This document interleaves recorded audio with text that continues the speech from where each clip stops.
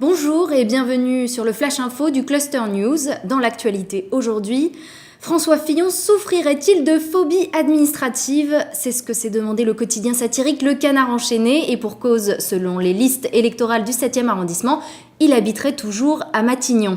Or, le candidat de la droite et ancien Premier ministre a quitté le 57 rue de Varennes il y a 5 ans pour habiter à quelques centaines de mètres de là, mais il n'a toujours pas changé d'adresse. Cette négligence aurait pu lui coûter une radiation des listes et peut encore compromettre son vote à la présidentielle. En janvier prochain, le Vélib sera électrique et plus léger. Un parc de 18 000 vélos répartis sur 1200 stations sont à renouveler. Le syndicat mixte Autolib Vélib Métropole, propriétaire de la marque, a choisi hier de confier l'exploitation au consortium Smoothvengo pour les 15 ans à venir. JC Deco, exploitant du vélo en libre service depuis son lancement en 2007, perd un juteux contrat. 300 000 abonnés verront la facture mensuelle accuser une hausse de quelques euros. Dans l'actualité internationale, la Tchétchénie, pointée du doigt par la communauté internationale. Cette petite république est accusée par le journal indépendant russe Novaya Gazeta d'avoir arrêté, détenu et même torturé depuis le mois de mars une centaine de personnes pour homosexualité. Les prisons secrètes situées près de Grozny sont qualifiées de camps de concentration par nos confrères anglophones. Régulièrement dénoncée pour violer les droits de l'homme, la Tchétchénie a lancé depuis quelques années une campagne conservatrice autorisant la polygamie et tolérant les crimes d'honneur, les mariages forcés et les violences domestiques. Tension entre les USA et la Corée du Nord depuis que Washington a envoyé des navires militaires dimanche dernier vers la péninsule coréenne. Pyongyang s'est dit prête pour la guerre. Le sujet de discorde concerne le nucléaire. Le régime de Kim Jong-un tente de se doter de missiles à portée intercontinentale menaçant directement les États-Unis.